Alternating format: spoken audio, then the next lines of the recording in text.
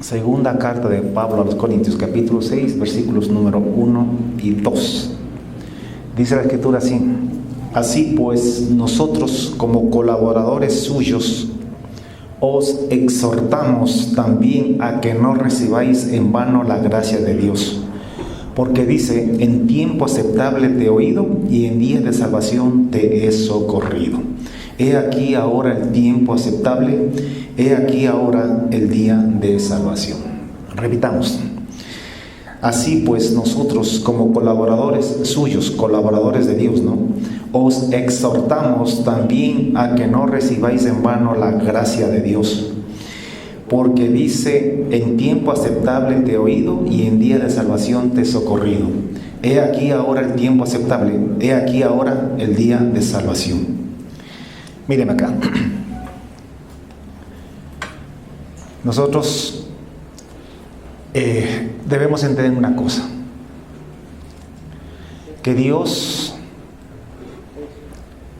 sí desecha, que Dios llama, y a los que llaman también los puede desechar. Digo esto porque hay gente que dice que Dios no desecha, que Dios no echa fuera a nadie. Y claro que la Biblia dice eso, pero hay que entender en qué contexto lo dice. Yo le voy a enseñar hoy día que si ya hemos venido a Cristo, si ya hemos conocido la verdad, y nosotros somos necios, nosotros no tenemos el temor de Dios, podemos ser desechados por el mismo Dios que nos llamó. Luzbel era un arcángel creado por Dios, era perfecto, pero un día se corrompió su corazón y Dios lo desechó. Entonces es importante que nosotros entendamos que Dios sí desecha. Yo sé que nos han dicho por siglos de que Dios no desecha, que Dios nos ama tal como somos. Y eso es mentira. En ninguna parte de la Biblia dice que Dios nos ama tal como somos. Escúchame, Dios nos recibe tal como somos, tal como venimos, mejor dicho. Pero nos recibe para transformarnos, para cambiarnos a la imagen de su Hijo Jesús. Es verdad que cuando venimos, ya Él nos amó, siendo pecadores nos amó, pero porque estábamos en ignorancia. Pero una vez que ya conocimos la verdad, si pecaremos voluntariamente, después de haber conocido a Jesucristo, de haber conocido la verdad, después de haber creído en Él, si pecaremos voluntariamente, ya no queda más sacrificio por los pecados, eres desechado. ¿Y qué queda? Una horrenda expectación de juicio y de hervor de fuego que va a devorar a los adversarios. El que violaba la ley de Moisés por el testimonio de 2 o 3 testigos moría irremisiblemente, siendo hijo de Dios, siendo hijo de Israel en el tiempo de la ley.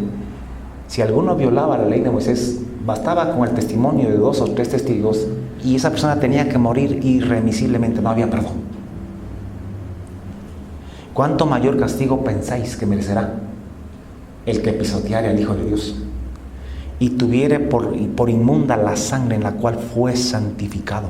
Fue santificado, ya fue santo, fue perdonado. ¿Cuánto mayor castigo pensáis que merecerá el que pisoteare al Hijo de Dios y tuviere por inmunda la sangre del pacto en la cual fue santificado? Pues conocemos al que dijo: mía es la venganza, yo la del pago, dice el Señor. Y otra vez el Señor destruirá a sus adversarios, a sus enemigos.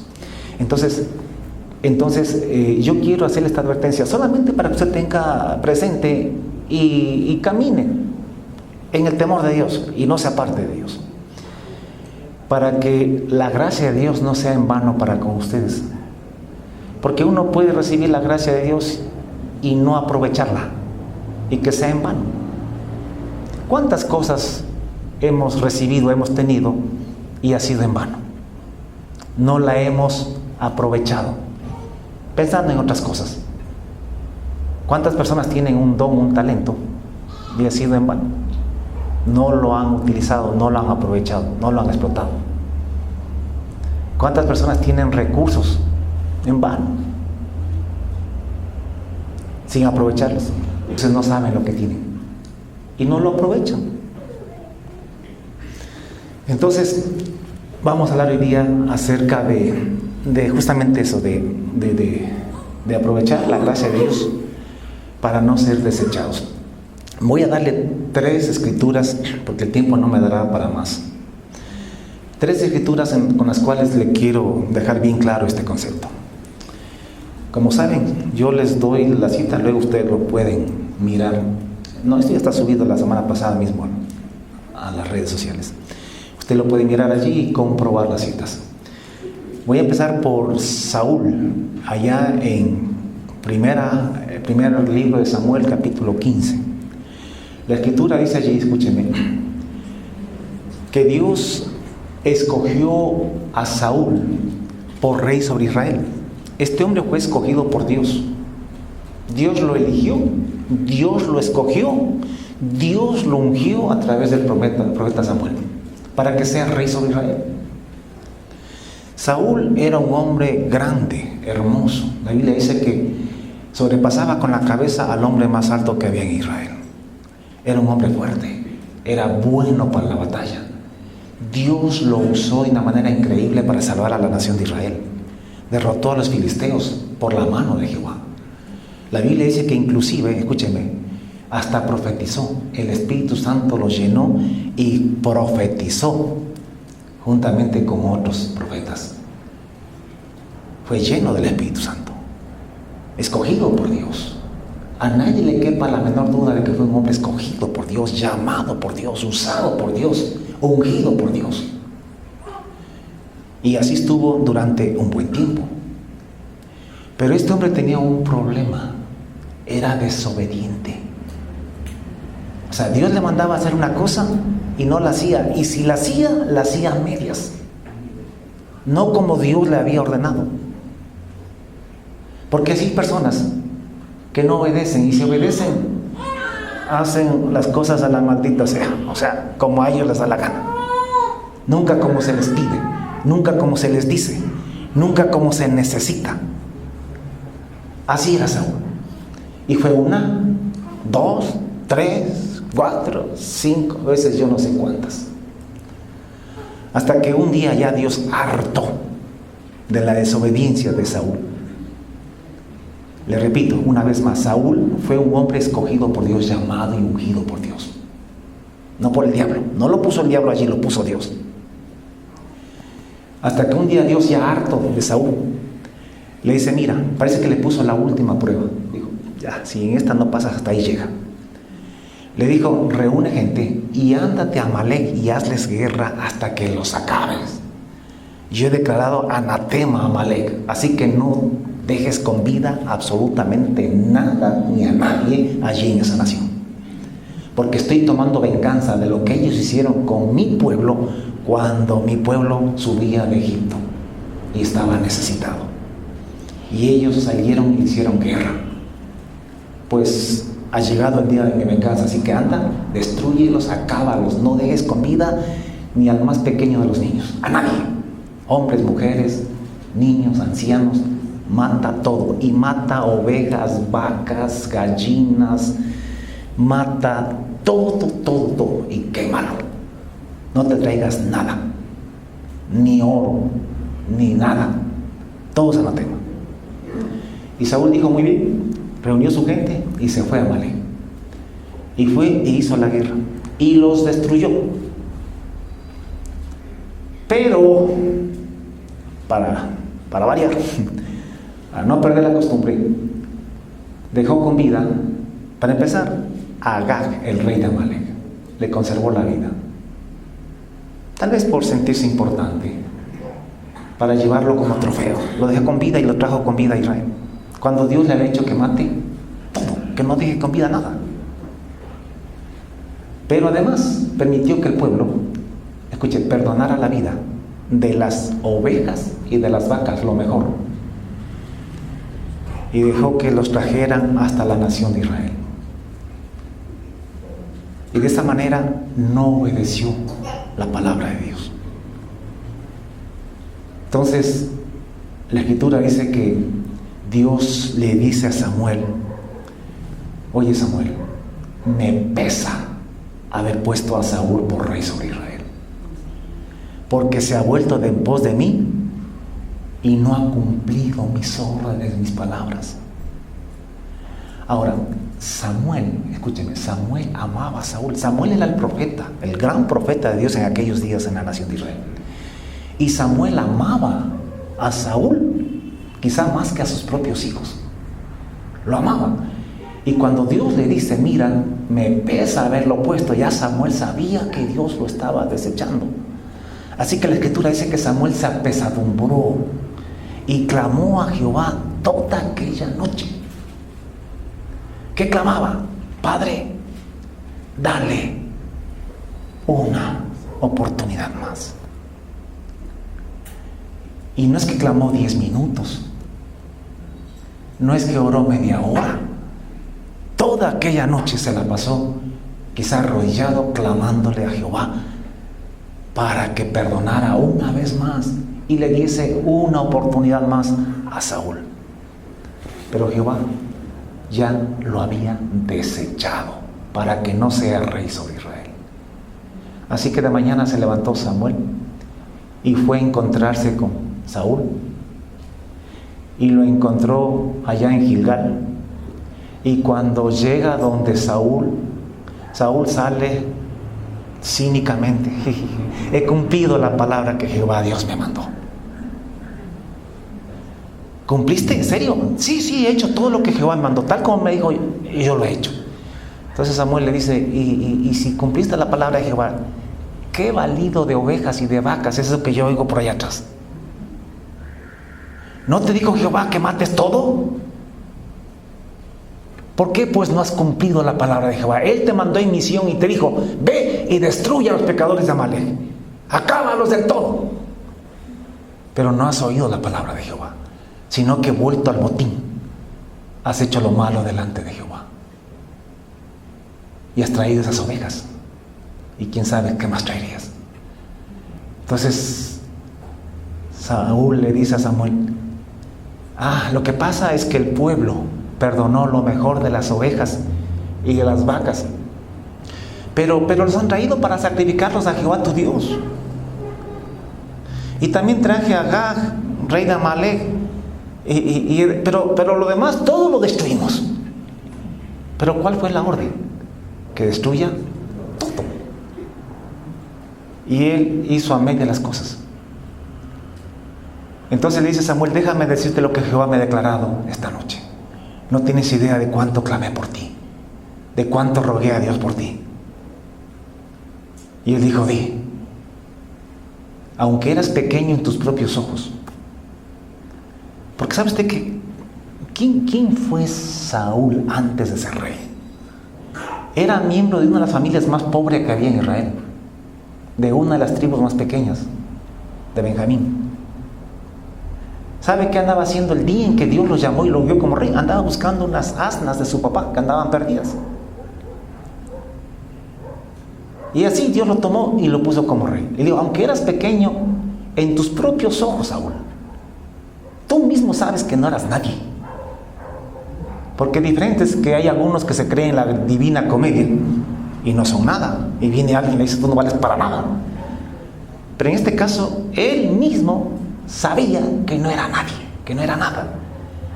Y ha sido hecho jefe de las tribus de Israel. Y Jehová te ha ungido por rey sobre la nación de Israel, siendo un don nadie. Y te envió en misión para que hagas esto que te ordenó. Y tú no has oído la voz de Jehová, sino que vuelto al botín has hecho lo malo ante los ojos de Jehová. Y Saúl le dice a Samuel: no, o sea, encima más, terco, necio. No, yo he cumplido la palabra de Jehová y he traído a Agag, solamente eso que trajimos, pero porque el pueblo, pero es para sacrificar a Jehová. O sea, encima de eso no reconocía su pecado, su error. Porque si hay gente que no reconoce su pecado, está haciendo lo malo y niega. Dice, no, pues yo no he hecho nada malo. Pero... Entonces le dice Samuel a Saúl,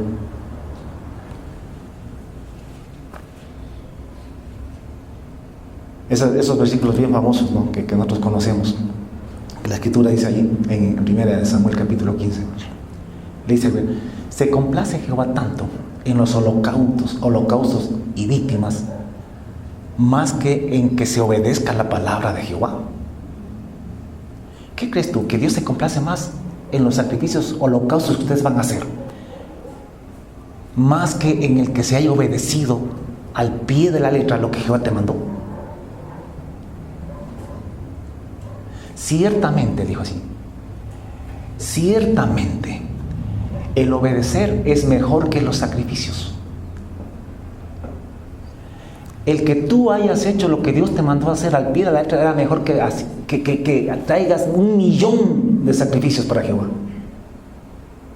Tú sabes que a Dios tú no le puedes comprar con tus sacrificios, con tus diezmos, con tus ofrendas. No le puedes comprar ni siquiera predicando la palabra de Dios si es que no estás obedeciendo a sus mandamientos. Tú puedes pararte en la esquina, en los mercados y hablar de Jesucristo, pero si estás en adulterio, si estás en fornicación, si estás en chismes, si estás en odios, en resentimientos, no hagas blasfemar el nombre de Dios. Ciertamente, el obedecer es mejor que los sacrificios, y el prestar atención que la grosura de los carneros. El obedecerle como Dios manda, como Dios dice. Porque como pecado de adivinación es la rebelión, la desobediencia, y como ídolos e idolatría, la obstinación, el negar, el ser necio. Y tú has sido necio porque no has sido una vez, 2, 3, 4, 5 y cuántas veces más sería. Terco como la mula, no aprendió a obedecer a Dios. Dios perdona, Dios es perdonador. Pero escúchame, ese perdón tiene un límite. Yo no sé cuántas veces Dios perdonará, eso dependerá de Dios. Pero ten en cuenta que llega un momento en que Dios dice, no más, no más, hasta aquí. Eso le pasó a Saúl. Por cuanto tú no obedeciste la palabra de Jehová, le dice Samuel, Él también te ha desechado para que ya no seas rey. Dios desecha o desechó a un hombre que Él escogió para ser rey, y luego lo desechó para que ya no sea rey. Esto para que entiendas que Jehová, que Dios sí desecha a los necios, a los desobedientes, a los que no obedecen su palabra. Que perdona sí, 1, 2, 3 veces, yo no sé cuántas veces, posiblemente muchas, pero ten en cuenta que llega un momento en que Dios dice, no más. Y te lo estoy diciendo con Biblia, por si acaso. Y Saúl fue desechado. Y Dios le dijo, mira, Dios se ha provisto de otro hombre, hermano tuyo, prójimo tuyo, mejor que tú. Un hombre conforme a mi corazón. Está hablando de David. Y la Biblia dice que aunque Saúl siguió gobernando un poquito más de tiempo, ya estaba desechado. ¿Y cómo terminó Saúl? Saúl terminó muy mal. Desechado de Dios, ya no podía ni siquiera buscar a Dios. En sus momentos de angustia y desesperación, ¿sabe a quién buscó? Buscó a una medium, a una bruja, para consultar. Y de ahí salió y murió. En la peor desgracia, juntamente con sus hijos y su familia. Porque el pecado de un hombre arrastra a su familia. De alguna forma, afecta a todos. Por eso es que piensa tú, hombre, piensa tú, mujer, que lo que haces no solo te afecta a ti. ¿Se acuerdan ustedes de Jonás? ¿Qué culpa tenían esos marineros? El problema era Jonás. Pero por la desobediencia de Jonás, todo ese barco se estaba hundiendo. Afortunadamente Jonás dijo: échenme a mí al mar, ahora yo, para que no mueran todos. Pero si no hacía Jonás eso, si Jonás negaba, se quedaba, se hundía todo.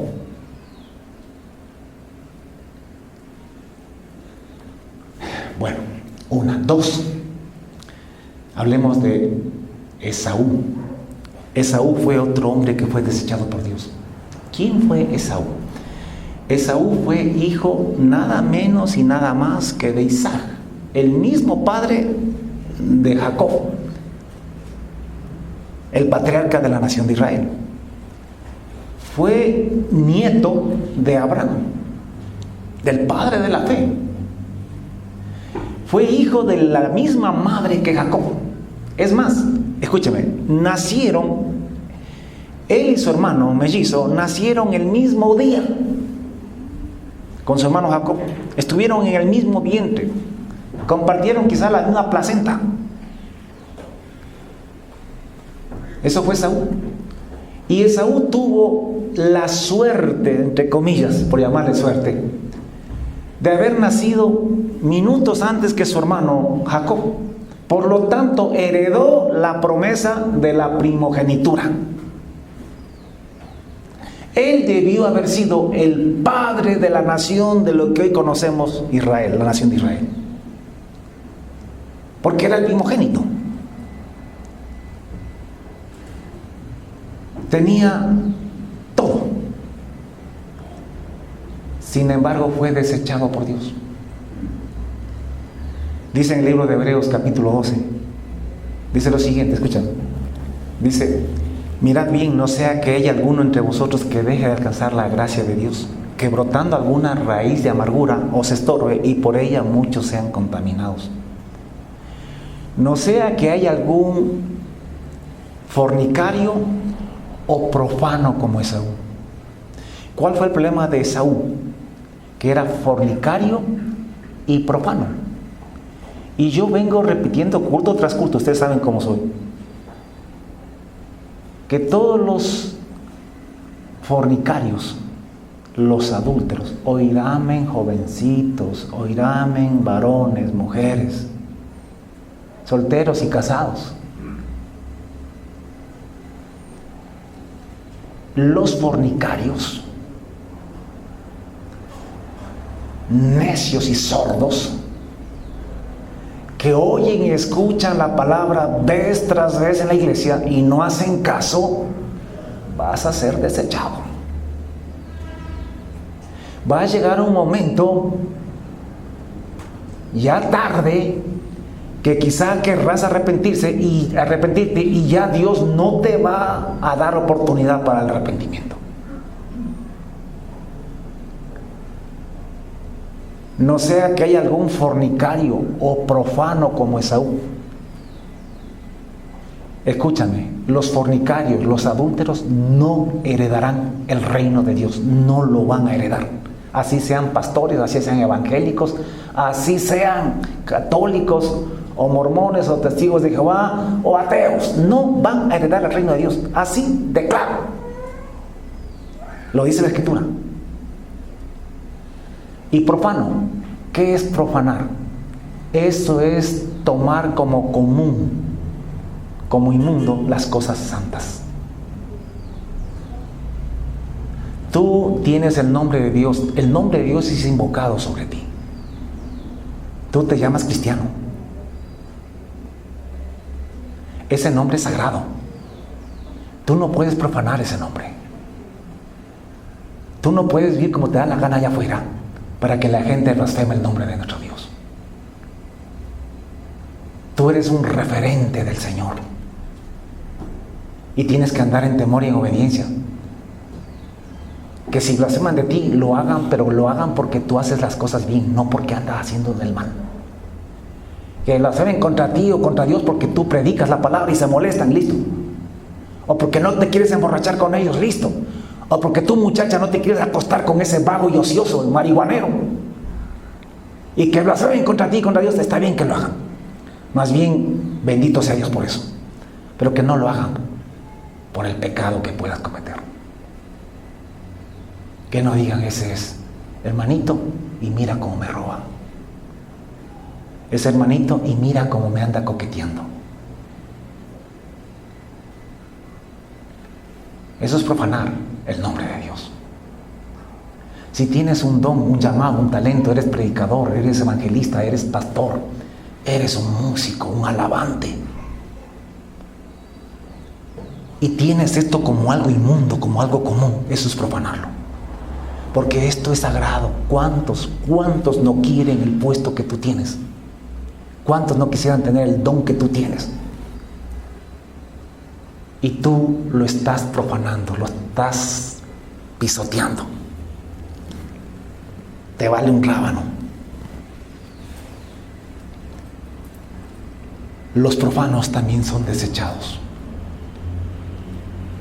Dios perdona, sí, tal vez muchas veces, sí, pero llega un momento en que Dios dice no más. No más. No sea que haya algún fornicario profano como Esaú, que por una sola comida vendió su primogenitura. No sea que tú vendas tu ministerio, tu llamado, por acostarte con un puerco o con una puerca por ahí. Y vendes lo sagrado por lo común. Dios desechó a Saúl por desobediente, por no hacer lo que Dios le mandaba una y otra vez. Y si lo hacía a medias, incompleto, que es lo mismo o peor que nada. Desechó a Esaú porque era fornicario, era inmoral, andaba haciendo cochinadas. Que no te pase a ti lo mismo. Desechó a Esaú también porque era profano, porque no valoraba el llamado. A él se le dio la primogenitura. O sea, ¿me entiende? Jacob hizo, ¿qué no hizo por esa primogenitura? Y el otro, por un plato de lentejas.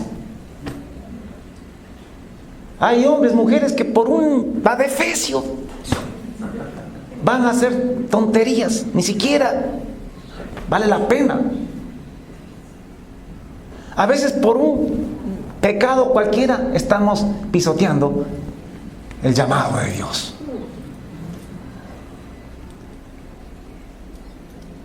El hecho de que sobre nosotros invoca el nombre de Dios es lo más sagrado, es lo más hermoso que tenemos, lo más valioso. Valóralo. Cuando en el barrio el vecino te moleste, te insulta y te da ganas de ir y romperle las muelas, aguántate, recuerda que tú eres santo, tienes un llamado sagrado y no puedes pisotear, no puedes pisotear el llamado de Dios. Entonces desechó Esaú, y dice la Escritura que ya sabéis que aún después heredar la bendición. ¿Cuál bendición? La primogenitura. Fue desechado y no hubo oportunidad para el arrepentimiento. ¿Sabes cuál es uno de los graves problemas? Que a veces, o sea, tú no tienes que escuchar el hecho que Dios te diga te desecho. Simplemente llega un momento en que ya tu conciencia se cauteriza. Escúchame, hay personas que ya llega un momento dado en que su conciencia se cauteriza. Ya no eres sensible a la voz del Espíritu Santo, ya te endureces. Ya ni siquiera te arrepientes. Ya no te hace nada, ya pecas y te da lo mismo que nada. Estás cauterizado. Ya no eres sensible. Ya predique quien predique, hablen lo que te hablen, ya no reaccionas, estás quemado, cauterizado. Así hay gente. Está fundido. En el caso de Saúl, dice que él sí se arrepintió. O sea, quiero decir, sí estuvo consciente de eso. Y dice que lo procuró con lágrimas. Si usted va y lee la historia, él fue donde su papá, le lloró, le gritó, se arrodilló, le clamó, le pidió que por favor le diera también una bendición. Y él le dijo, no, no tengo bendición para ti. ¿Por qué? Porque él había vendido. Y ya Dios lo había desechado. Ya no había nada. Aunque procuró recuperar la primogenitura, hasta con lágrimas. Hermanos, Dios sí desecha. Es verdad que Dios no echa a nadie afuera. ¿A quién se refiere? A esas personas que han vivido en ignorancia, que no conocieron al Señor y que vienen matando a la mamá, al papá, que vienen robando, asaltando, qué sé yo, pero en ignorancia. Si de pronto así vienen a Jesucristo y vienen arrepentidos, Dios no le echa fuera, Dios le perdona. Pero una cosa es a esas personas que en ignorancia han pecado, y otra cosa es los que ya conocieron la verdad.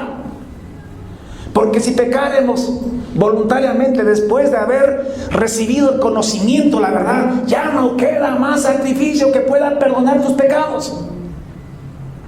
Está clarito en la Biblia. Por eso que tú no puedes jugar con tu llamamiento. Tú no puedes pisotear la sangre de Jesús, en la cual fuiste santificado, fuiste llamado.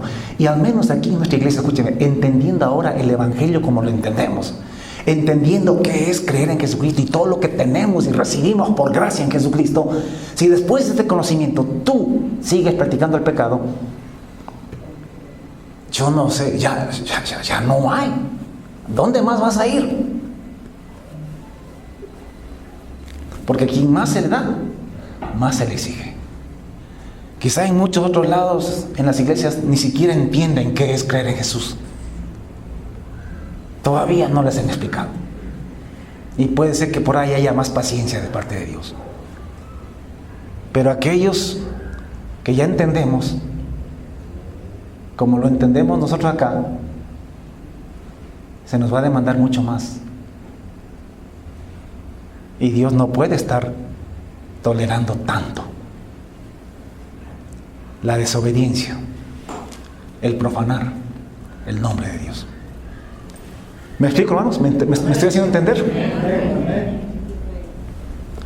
3. Segunda Tesalonicenses capítulo número 2.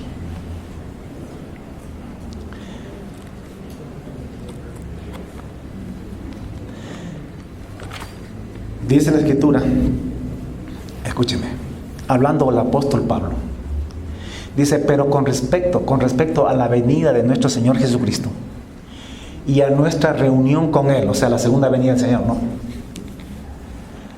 Os ruego, hermanos, que no os dejéis mover fácilmente de vuestro modo de pensar, ni os conturbéis, ni por espíritu, ni por palabra, ni por carta, como si fuera nuestra, en el sentido de que el día del Señor está cerca.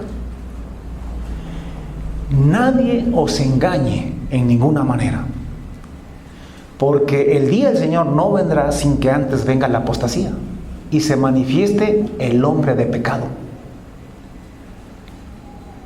el hijo de perdición, el cual se opone y se levanta contra todo lo que se llama Dios o es objeto de culto, tanto que se sienta en el templo de Dios como Dios, haciéndose pasar por Dios.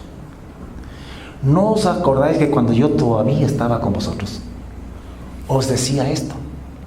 Y ahora vosotros sabéis lo que lo detiene a este hijo de perdición, al anticristo, para que a su debido tiempo se manifieste, porque ya está en acción el misterio de la iniquidad, solo que hay quien al presente lo detiene, hasta que él a su vez se ha quitado de en medio. Y entonces se manifestará aquel inicuo, a quien el Señor matará con el espíritu de su boca y destruirá con el resplandor de su venida. Inicuo, cuyo advenimiento es por obra de Satanás, con gran poder y señales y milagros y prodigios mentirosos, y con todo engaño e iniquidad para los que se pierden, por cuanto no recibieron el amor de la verdad para ser salvos. Por esto Dios les envía un poder engañoso para que crean en la mentira, a fin de que sean condenados todos los que no creyeron en la verdad, sino que se complacieron en la injusticia. Miren acá. Dice el apóstol Pablo con respecto a la venida del Señor Jesucristo.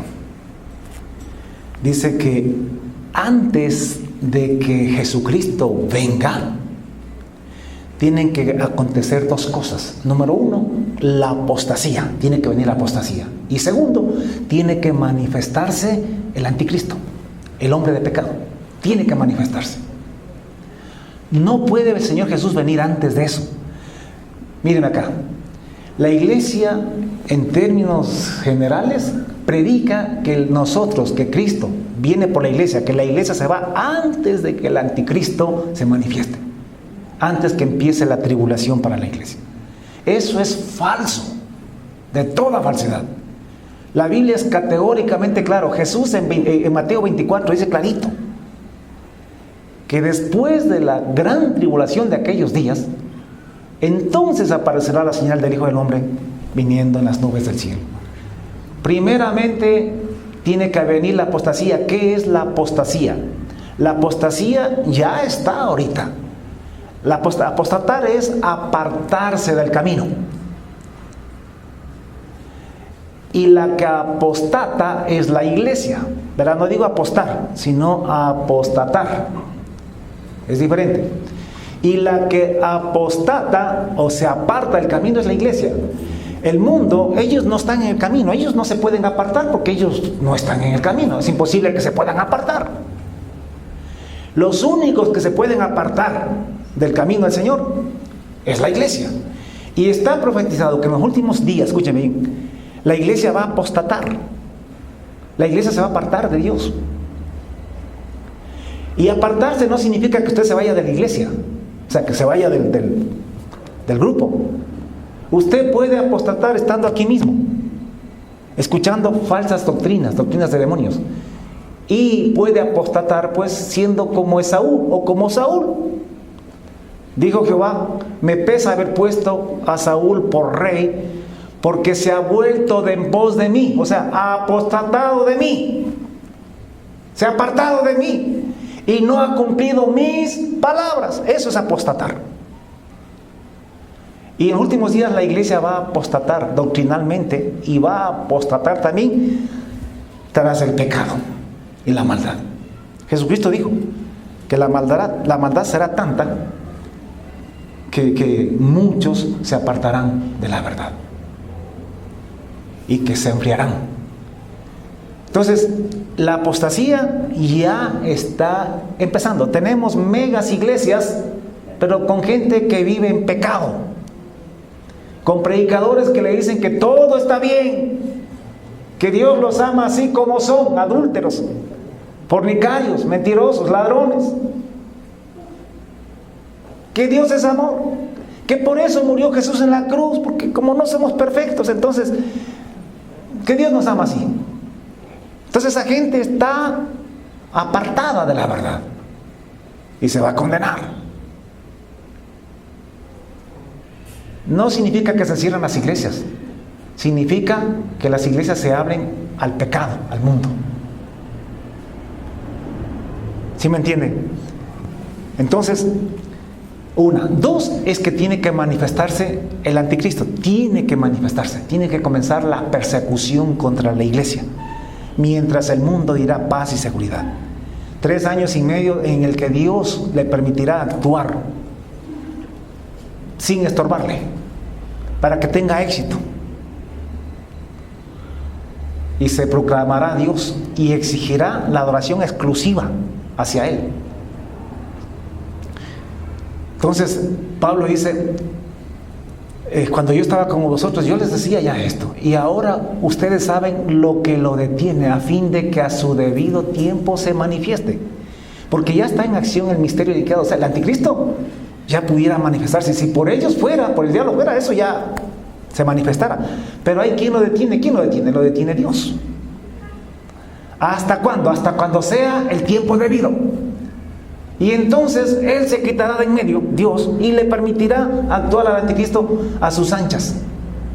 ¿Y por qué Dios le va a permitir al anticristo 3 años y medio engañar a la gente? ¿Sabe por qué? Escuchen, aquí viene la enseñanza. Porque hay muchos, demasiados, en la iglesia que no aman la verdad, que estando en la iglesia están practicando el pecado, están apostatando, que siguen practicando el pecado, la mentira, el chisme, el odio, el resentimiento, la calumnia.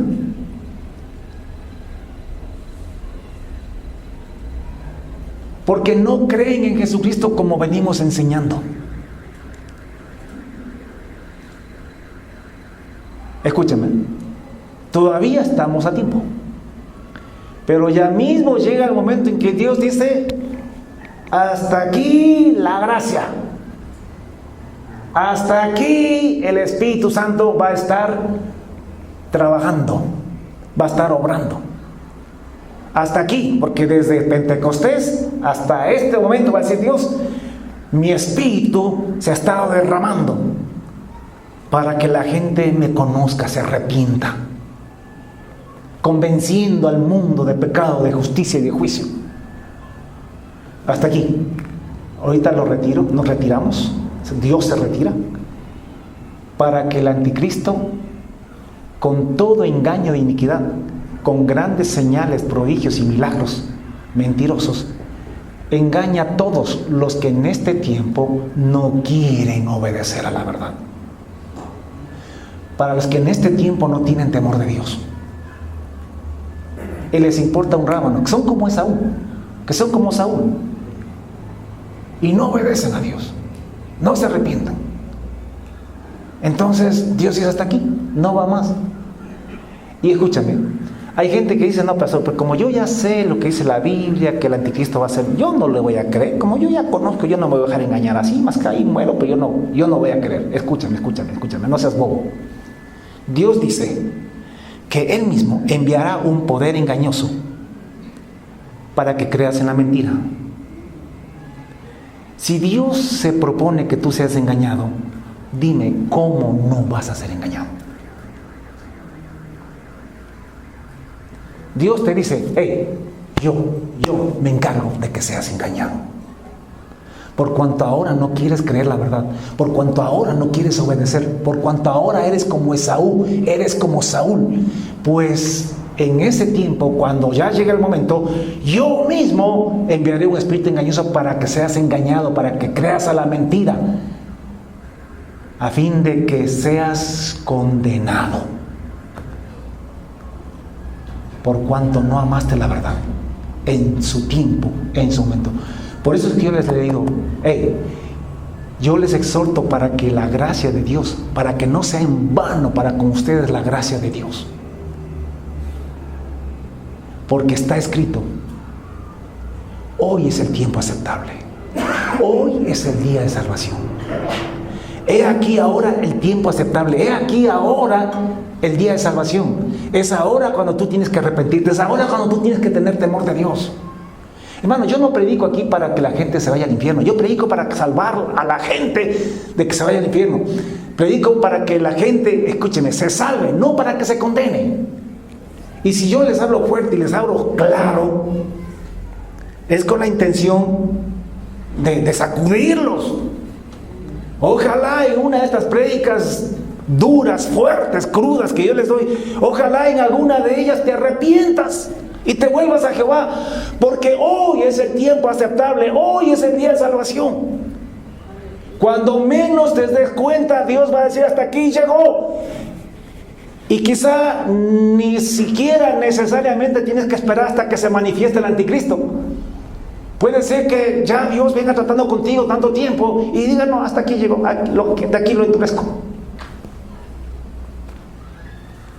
Y termines en el mundo, como tanta gente usted ve que estuvieron en la iglesia y ahora andan totalmente apartados de Dios. por afuera y otros apartados de Dios acá adentro.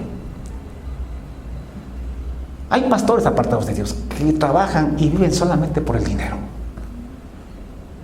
solamente por la fama, solamente por cosas de este mundo. Entonces, hoy es el tiempo aceptable.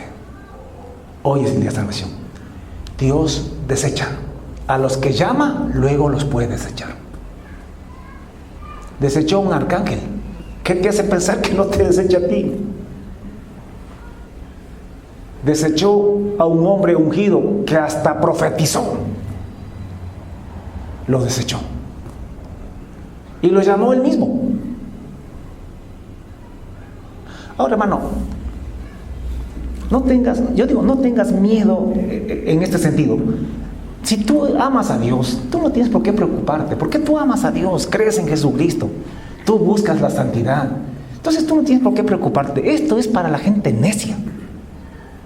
Esto es para la gente, de pronto aquellos que no han entendido bien lo que es ser cristiano. Verán, señores,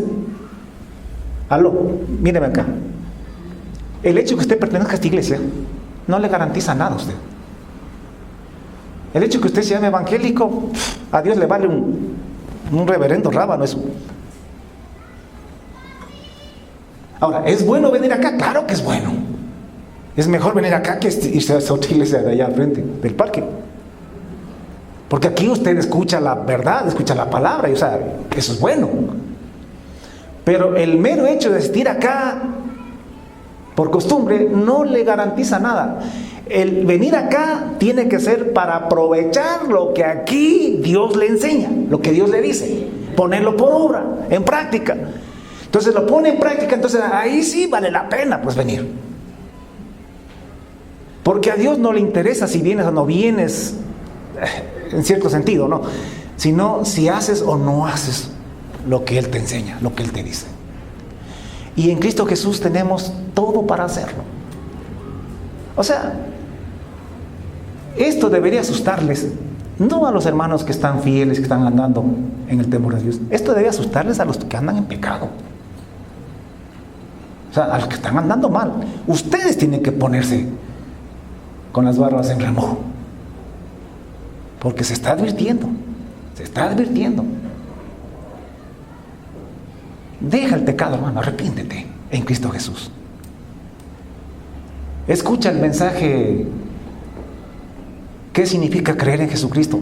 10 veces si es necesario, para que puedas creer en Jesucristo como es debido y puedas andar en santidad. Escucha los mensajes que oyes en la iglesia 10 veces si es necesario, para que te quede todo y puedas arrepentirte, para que lo entiendas. Hermano, este mundo y las cosas que en él hay se van a destruir, se van a quemar. Ya no luches ni vivas tanto por esta vida, por este mundo. Vive por el reino, que ese es eterno. Aquí todo lo que tú logres conseguir en esta vida, en 15 o 20 años, se va a quemar, no va a quedar nada. Porque la Escritura dice, está profetizado, que los cielos y la tierra que existen ahora están reservados por la palabra de Dios para el fuego en el día del juicio y de la perdición de los hombres. El día en que los cielos pasarán con gran estruendo y los elementos ardiendo serán deshechos, y la tierra y las obras que en ella hay, o sea, las casitas, los carritos, los terrenitos, el negocito que tenemos, todo será quemado. O sea, tengámoslo, si lo puede tener hasta cuando... Pero entienda que esas cosas... Usted no puede dedicar su vida 100% a esas cosas sabiendo que se van a quemar. Dedique su vida a las riquezas en el reino de los cielos. Sírvale al Señor. Trabaje para el Señor. O ande en santidad, en obediencia delante del Señor. Con la gracia del Señor Jesucristo, que la tenemos. Matándonos por algo que se va a quemar. Y que más bien nos está quitando la oportunidad de hacer tesoros en el reino de los cielos. ¿Se entiende lo que digo? Por eso que Jesús dijo: no os afanéis pues por el día de mañana, qué comeré o qué vestiré o qué beberé, que sí. No se afanen, porque los gentiles buscan estas cosas. O sea, los que no conocen a Dios. Aquellos que se maten por eso. Usted se mata por las cosas del reino. Mas buscar primeramente el reino de Dios y su justicia. Y estas cosas son añadiduras hasta mientras se acabe todo. Pero nosotros esperamos cielos nuevos y tierras nuevas, donde mora la justicia y la escritura según sus promesas. Entonces, hermanos, mirad las cosas de arriba y no las de la tierra, decía el apóstol Pablo. Que el Señor nos dé sabiduría y nos dé entendimiento. Espero haber sido impresivo con ustedes, espero haber podido llegar a sus corazones, a sus mentes.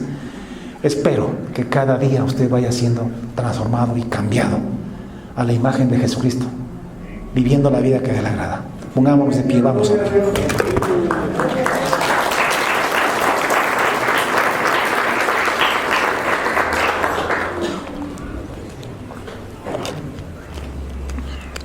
Cierre sus ojitos, oremos. Padre, damos infinitas gracias una vez más por tu palabra.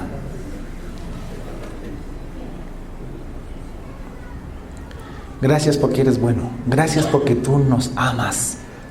Y porque nos amas, tú nos hablas claro. Y nos hablas duro porque somos sordos. Porque no hacemos caso. No entendemos. Y tienes que hablarnos de alguna manera que podamos entender. Gracias porque has dejado tu palabra tan clara. Gracias porque has abierto nuestros oídos, nuestras mentes. Señor, nosotros te amamos y queremos hacer tu voluntad. Nosotros amamos la santidad. Nosotros creemos que el reino de los cielos se viene. Lo creemos. Por eso es que, Dios mío, no ponemos nuestros ojos ni nuestra esperanza en las cosas terrenales, sino que están en las cosas celestiales. Porque creemos. Oh Dios, gracias. Oramos por aquellas personas, Dios, que no entienden y que están aquí, para que no apostatemos, Dios. Son los días finales. Ya estamos en el tiempo de la apostasía. Y claro, eso se va a acentuar muchísimo más cuando el anticristo se manifieste. Por la persecución, millones y millones van a apostatar de la fe y te negarán. Y aceptarán la marca de la bestia y adorarán su imagen. Oh Dios, yo te ruego por Jubileo, te ruego por tu iglesia en el mundo entero, Dios, aquellos que te aman, que estemos claros y firmes en esto, sabiendo que daremos la vida si es necesario, pero no te negaremos.